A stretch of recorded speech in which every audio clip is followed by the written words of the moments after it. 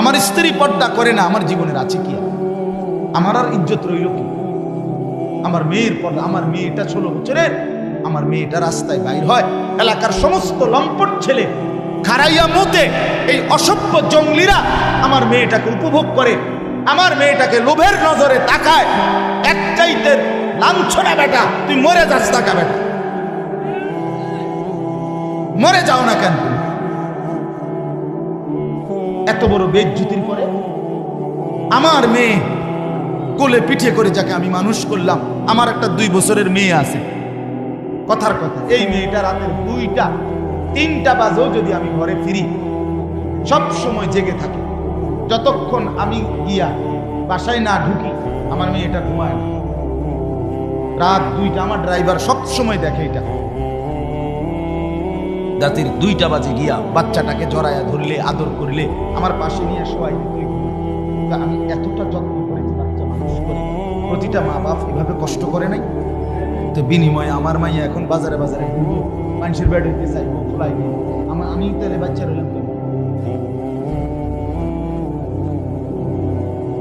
হ্যাঁ, বলে আমি পারি না। তো না পারলে আপনি ছেড়ে দেন, এই পরিচয় ছেড়ে দেন, স্ত্রীকে বলেন আমি তোমার লোকে পারলাম না, বাকি তোমার উপরে আমি সন্তুষ্ট না, মনে রেখো। রাসূল বলে এই বেডিরে কইও জাহান্নামে যাওয়ানোর জন্য যাতে রেডি থাকে। যার স্বামী অসন্তুষ্ট তার ওই মহিলার ঠিকানা কোথায়? হ্যাঁ, তামনিটা কোন? যে বিবি তুমি পর্দা করো না, তুমি 1 ওয়াক্ত নামাজ পড়ো না, তো মনে রাখো আমি তোমার লগে ফাইললাম না, হয়তো কুলাইতাইলাম না, বুঝাইতাইলাম না, তুমি আমার কথা শুনলা না, তবে এটা মনে রাখো আমি তোমার প্রতি অসন্তুষ্ট, আমি তোমার প্রতি আর কোনোদিন খুশি হইতে পারলাম না। এটাও যদি বলেন তো বেডির জাহান্নামে যাইতে আর অসুবিধা হইত না। আপনার ছেলেকে বলেন বাপ তুই নামাজ পড়স না, তোর প্রতি বেড়া আমি তোরে পারলাম না, তুই ঘাড় ফাঁক দেস, তুই মাস্তানের মতো চুল রাখছ, তুই তোর বন্ধুরারে পাইয়া এখন আর আমারে পাত্তা দেস না। ঠিক আছে পুত, আমি তোর লগে কুলাই পারলাম না, কিন্তু এটা মনে রাখিস আমি বাপ হিসাবে তোর প্রতি অসন্তুষ্ট, তাহলে ওই সন্তানের জাহান্নাম নিশ্চিত। বলে দেন। এক বয়সী একসাথে বসলে ফায়দা হবে না দোস্ত, এটা ফাইজলামির জায়গা না, সাবধান। দুষ্টমি করলে তুমি বাইরে গিয়া দুষ্টামি করো, আমার কোনো আপত্তি নেই, তুমি বাইরে পাও আলগি দিয়া হাঁটো, আমার সমস্যা নেই, যা ইচ্ছা তাই করো, কোনো আপত্তি, কিন্তু চোখের সামনে ব্যত্যমিজি করা যাবে না, এটা আমি কোনোভাবেই মেনে। আমাদের যথোপযুক্ত আন্তরিকতা যতক্ষণ না হবে, যত বছরে না হবে, আপনার দিলে যদি আল্লাহর কথার প্রতি আন্তরিকতা না আসে, 100 বছর না 1 লক্ষ বছর শুনলেও আপনার কোনো পরিবর্তন হবে না। এটা গুরুত্বপূর্ণ বিষয়। আমাদের ছেলেরা বদনসিব অসংখ্য এই কারণে, মসজিদে ঢুকছে, পিছনে বসছে, ইমাম সাহেব বেচারা বয়ান করতেছে মনোযোগ দিয়েই, কিন্তু ওই ছেলের ভিতরে কোনো ন্যূনতম আন্তরিকতা নাই, যার কারণে অপদার্থই থেকে যায়। যেমন ঢুকছে বছরের পর বছর এমনি বের, কোনো পরিবর্তন, চলা ফেরা, উঠা বসা, এটা কারণ। প্রথম কাতারে বসছে মুরব্বী, আজকে 60 বছর বয়স, 40 বছর ধরে ওয়াজ শুনে, জুমার বয়ান শুনে, কিন্তু পরিবর্তন নেই। কেন? হয় দেখবেন বসে বসে জিমায়, আর নাই তো দিলের ভিতরে আছে যে হুজুরের এই দিকটা কুলান যেত, যার কারণে 60 বছর বয়সেও বিড়ি খাওয়ার বদ অভ্যাস ছুটে না। অথচ এত বয়স্ক লোক বিড়ি সিগারেট খাওয়ার কথা না, কারণ ওনার হায়াত অনেক দিন হয়ে গেছে, উনি কবরের কথা মনে করা উচিত। এত বয়স্ক লোক চা দোকানে টেলিভিশন দেখার কথা না, কিন্তু মূল কারণ হলো কোনো কথাই কোনোদিন আন্তরিকতা নিয়ে, গ্রহণ করার মানসিকতা নিয়ে শুনে না, সময় পার করছে, শুধু বসে ছিল না পারে। নাই তো আন্তরিকতা যার মধ্যে আছে, জওয়ান কিংবা বুড়ো, কসম আল্লাহ কোরআন তার জিন্দেগি বদলায়। তার কথাবার্তা, চলাফেরা, উঠা বসা, আচার আচরণ, লেনদেন ধীরে ধীরে বদলায়। একদিনে আমি বলি না একদিনে আব্দুল কাদের জিলানী হবে না, একদিনেই বায়েজিদ বোস্তামি হবে না, উনি নিজেও একদিনে হয়। আব্দুল কাদের জিলানী রহমতুল্লাহ আলাইহি একদিনে হয়েছে না, তো আপনি হবেন কেন? একদিনে বদলাবে, কিন্তু আন্তরিকতা থাকলে ধীরে ধীরে বদলাবে। অধিকাংশ মানুষের পরিবর্তন না হওয়ার মূল কারণ এটা, কলিজার দিলের ভিতরে আছে যে আও হুজুরা যা কয় অত না। এই লোকের মুখ দিয়ে এই কথা বের করছে সরাসরি শয়তান। আও কইতে লাগলে হুজুররা কিছু বাড়াইয়াও কয়, এই লোক এই কথাটা তার মুখ দিয়ে ইবলিসে বের করে, শয়তানে। মানে তাকে যেন আমল করতে না হয়, এই জন্য শয়তান তাকে তার আয়ত্তে নিয়ে কথা বলে। কয় তো হুজুররা ভালোর জন্যই বলে, পারিত না। কেন পারবেন না? কেন আপনি আগের থেকে এটা কেমনে বুঝলেন? পারবেন না কেন? আপনারে ডাক্তারে বললে আপনি 40 বছরের অভ্যাস মিষ্টি খাওয়া, আপনি এটা ছেড়ে দিলেন। আপনাকে ডাক্তার বললে 40 বছরের অভ্যাস আপনি চিনি খাওয়া ছেড়ে দিলেন। আপনাকে ডাক্তার বলার কারণে আজকে 50 বছরের অভ্যাস মিষ্টি খাওয়া ছেড়ে দিলেন। আপনি এত কিছু ছাড়তে পারলেন ডাক্তারের কথায়, তো আল্লাহর কথায় বিড়িখানা ছাড়তে পারলেন না? আল্লাহর কথায় টেলিভিশন দেখা, নাচ গান দেখা, পরের নারী দেখা ছাড়তে পারলেন না কেন? কথা বলেন, কারণটা কি? ডাক্তারের কথার উপরে আপনার এতটা আস্থা হইল। আমার একজন পরিচিত লোক, আত্মীয়, ওনার পেটে একটু অসুস্থতা, ডাক্তারে বলছে গরুর গোশত খাইতে না। ওই গতকালকে আমার সাথে খাইতে বসছি, খানার সময় ভুলে ওনার প্লেটে 2 টুকরা গোশত দিয়া লাইছে। মানে মনে সাপ দেখলো আমার গোশত এইভাবে ফাল দিয়ে উঠছে। তাহলে একজন ডাক্তারের কথার উপরে আপনি এভাবে ফাল দিলেন? কথা বলেন, শুধু উনি না, আমরা সবাই। তাহলে সেটা আমি এতটা বুঝলাম, আল্লাহর কথা কেন বুঝলাম? আখেরাতের কথা কেন বুঝলাম? মূল কথা হইল আল্লাহর কথা, আখেরাত আমার দিলে নাই। মুখে আমরা ভেসক ধরছি আর কি, বাহ্যিক আমি হুজুর, আমি পাবলিক, আমি মুসলমান, কিন্তু মূলত কলিজার ভিতরে আখেরাত জমে নাই। এই জন্য ছেলেদেরকে বলি, বাপ দয়া করে এই যাদের হাতে মোবাইল আছে, তোমরাও ভাই এই মোবাইলটা নামায় ফেলো, ভালো হবে। আমি বলব বাবা আপনারা নামায় ফেলো, এমনি শুনবেন, চেহারার দিকে তাকায় থাকেন, দেখবেন ভালো। ওলামায়ে কেরামের চেহারার দিকে তাকাইয়া সরাসরি আন্তরিকতা নিয়ে কথা শুনলে আল্লাহর কসম খুব অল্প সময়ের ভিতরে মানুষের পরিবর্তন। আপনি আপনার মসজিদের ইমাম সাহেবের বয়ান ওনার দিকে তাকাইয়া থেকে শুনলেন, 6 মাসের ভিতরে আপনার চলাফেরার মধ্যে পরিবর্তন আসবে। আমি পরীক্ষিত বলব, শর্ত হলো তাকাইয়া শুনবেন। ইমাম সাহেব ওয়াজ করে, আপনি সামনের কাতারে বৈশা এরম করে বেয়ারাম মনে যেন বর্ষি দিয়া মাছ ধরে ফালতু। অথচ এই বুড়া মিয়া সাত ওয়ানে বেডার জোশের ঠেলায়, কথার ঠেলায় মানুষে আতফাও ধরি। আল্লাহ দোয়াই আপনি গুদ্দুর চাচা, আপনি গুদ্দুর থামেন, আল্লাহর দোহাই চাচা, কে হুনে কার করে। চাচার কুদানি দেখলে জোয়ানেও ফেল। কিও ওইখানে আপনার ঘুম আসে না কেন? 3 ঘন্টা ধরে বসে গপ মারতেছেন, আপনি দেখো দূর হাইও ওঠে না, ও দূর ক্লান্তিও আসে না। আল্লাহর ঘরে ইমাম সাহেব কি 2 ঘন্টা ওয়াজ করে জুমার বয়ান? 1 ঘন্টা 40-45 মিনিট গড়ে, 40 মিনিট, আধা ঘন্টা 40 মিনিট মাত্র। এই কদ্দুর ভিতরে আপনি ঘুমাইতে ঘুমাইতে মাটির সাথে মিশে যাইতে আছেন। ঘটনা কি? মূল কারণ হইল উনি জানে তার দিলে এটা দিয়ে আমার লাগবে। এগুলো হুজুরের এ সমস্ত কথা, এটি আমারও বিষয় না, হুজুরের বিষয়। আমি আল্লাহর রহমতে খাইয়া পইরা ভালো আছি, বুঝেন নাই? 3 ফুট বিদেশ, বাইত আল্লাহর রহমতে ঘর দুয়ার আছে, বাজার সদাই চলতেছে, পান বিড়ি বন চা বিস্কুট ফল ফলাদি ভাত মাছ খাইয়া ভালো আছে, খালাস, উনি তৃপ্ত। আরে বাপ, জিন্দিগি তো এখানে শেষ না, জীবন তো এখানে শেষ না। শুধু দুনিয়া আপনি ভালো আছেন এর নাম তো ভালো থাকা না। এখানের ভালো থাকাও স্থায়ী না, এখানের কষ্টে থাকাও স্থায়ী না। এখানে যে হাসতেছে সেও চিরস্থায়ী হাসবে না, এখানে যে কাঁদতেছে সেও চিরস্থায়ী কাঁদবে কাঁদবে।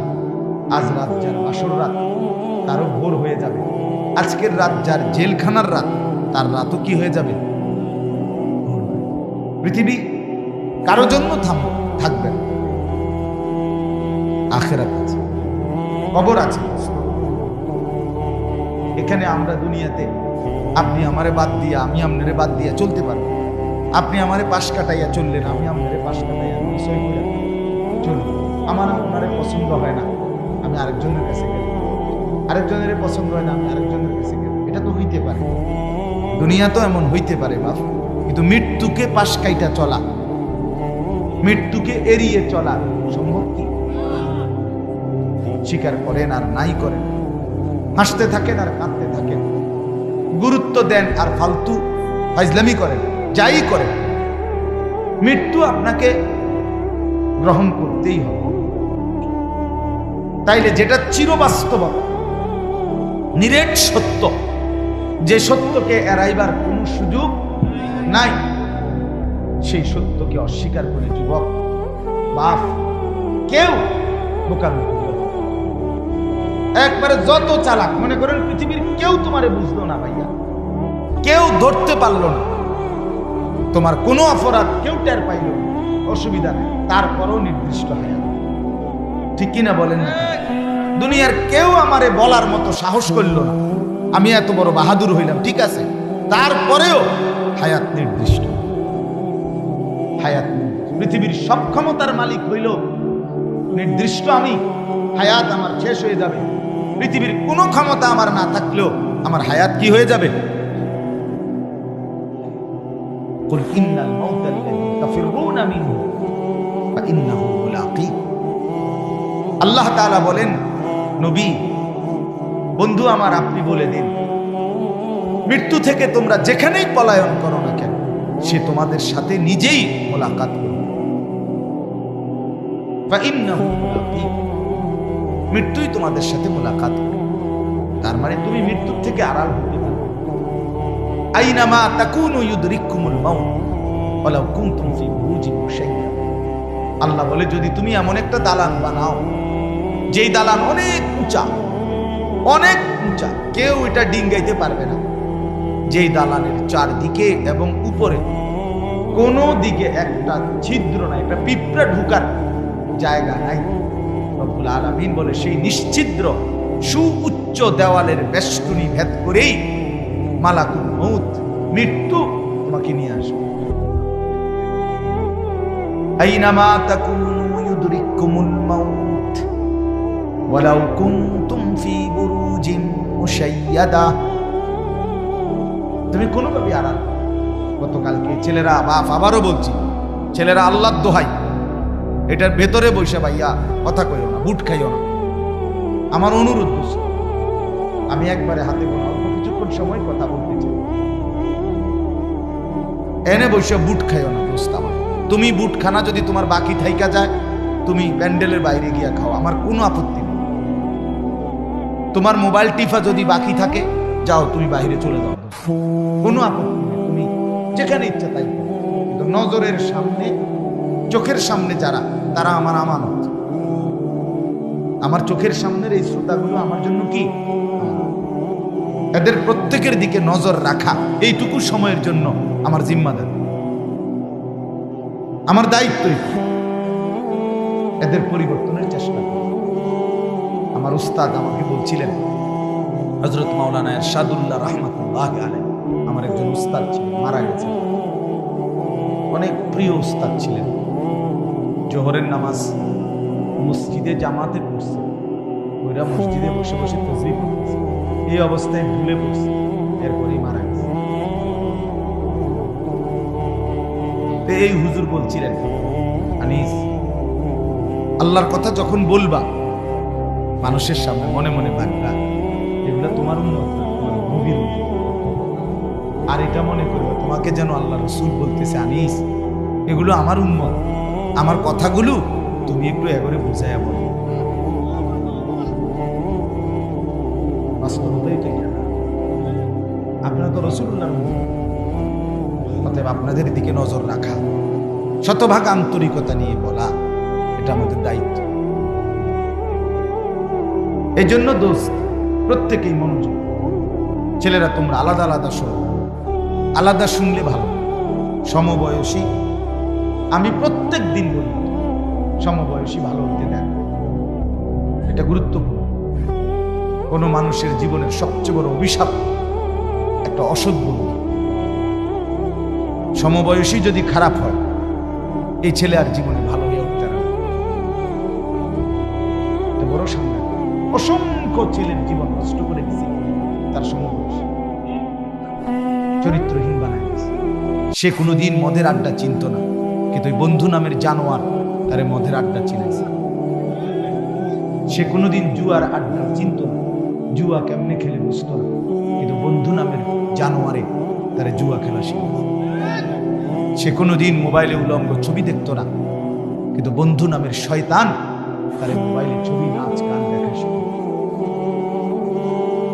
কোরআন আছে সূরা ফুরকানের কিয়ামতের দিন অসংখ্য কাফের, বেঈমান, পাপী, নাফরমান নিজের আঙ্গুল এইভাবে দাঁত দিয়ে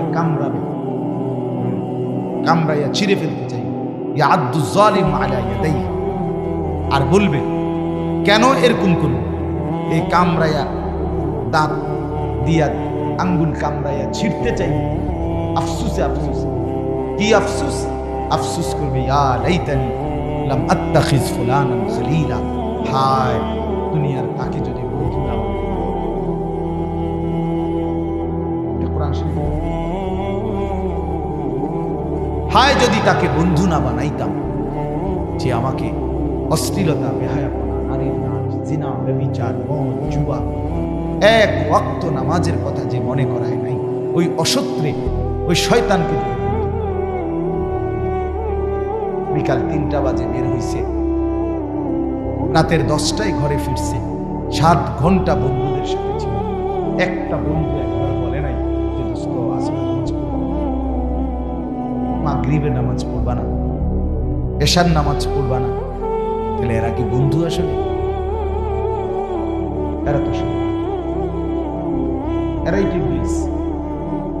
আল্লাহ তো কোরআনে বারবার বলছে শয়তান প্রকাশ্য শত্রু, আদুউম মুবিন, প্রকাশ্য শত্রু। তার মানে শয়তান প্রকাশ্য।